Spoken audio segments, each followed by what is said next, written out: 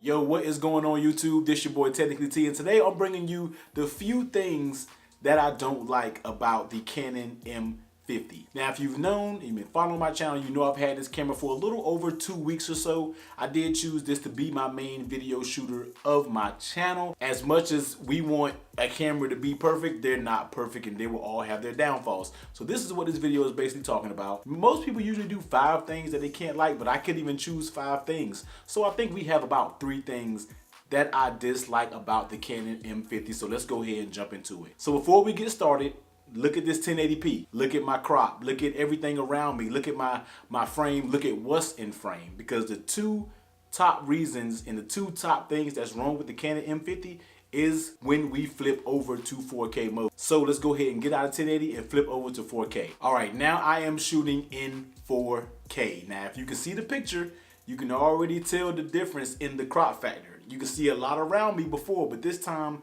the 4K zoom on the Canon M50, this is basically what they have. So this is one thing that a lot of people complain about. I know you have probably heard this already if you've been watching videos about the Canon M50, and that is the 4K crop factor. So a lot of people have an issue with this. Me personally, I don't really have an issue, because if I wanted to actually use this frame, all I can do is just scoot back.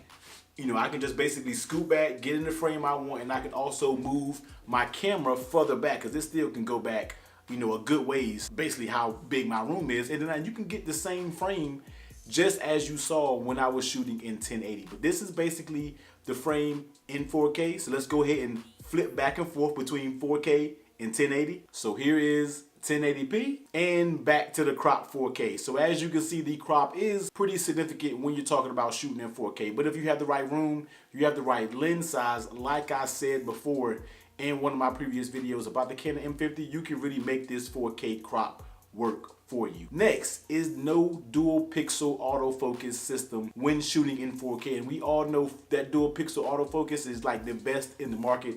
I feel like nothing can touch it. And when it switches over to 4K, you do have a contrast-based autofocus. And what that basically means is whatever subject is in higher contrast, that's actually what it is actually focusing on. So if you look at my face here, I don't know if it's doing any hunting. I can look in the viewfinder. So if I scoot up, I don't know, it might hunt for a second. If I go back, as you see, it's kind of hunting before it finds me. So that's where the contrast-based autofocus kind of lacks a little bit. We really lose that super nice dual pixel autofocus system that we are used to. Now you can maybe use it, but like I said, I have my bright lights on, so I may be in contrast. So if I'm moving funny, you can kind of see it might take a little bit, as you see it, to kind of zoom in and kind of actually focus in on me. And that's due to the dual pixel autofocus not being present in 4K. So that's one huge thing.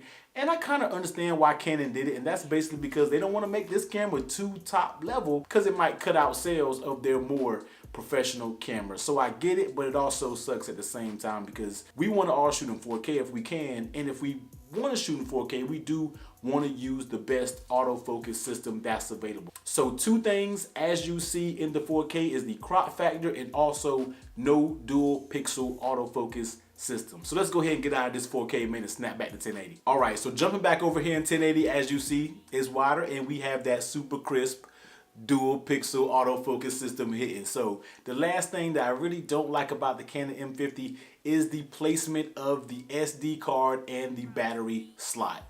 Now, as you see here, in order to kind of, if you have it mounted on a tripod, you have to basically take your mounting plate off to access the battery or the SD card. Now, to me, it's not a huge negative, because before I start shooting, I always make sure I have batteries, and I always make sure that my memory card has space. Now, if you're out in professional shooting and you need to switch memory cards, or you know, you're shooting heavy events and you need to switch out batteries, yeah, that may become an issue. With me, setting my camera up in the studio setting, first things first, I always know I have a full battery before I start shooting, and most likely my SD card isn't going to run out of space. I mean, that may happen one time, but most of the time I always have space. But I would like for this to be moved kind of on the side where the grip is of the camera. I feel like that'll be a better place to access those things. And that's kind of one thing that when I bought that Panasonic G85, that was very convenient, that it had all the controls actually on the side where you grip the camera, so therefore you won't have any interference when it's mounted to a tripod. All in all, that's basically the only 3 things that I dislike about the Canon M50. I love this camera.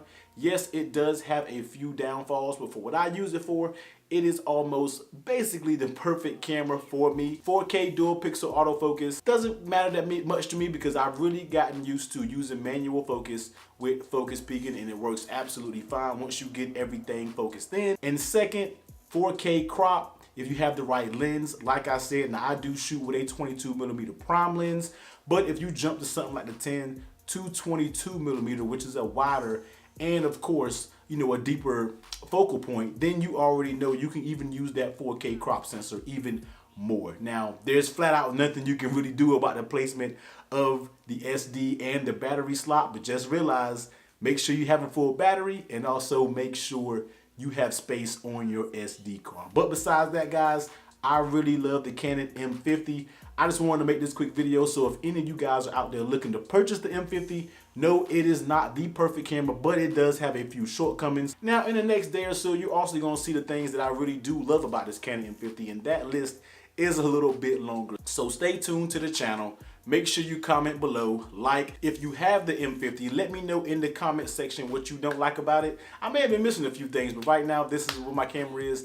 This is what I really like about it. As always, guys, give this video a huge thumbs up if you like it. Comment, subscribe, and I'll catch you on the next one. Later.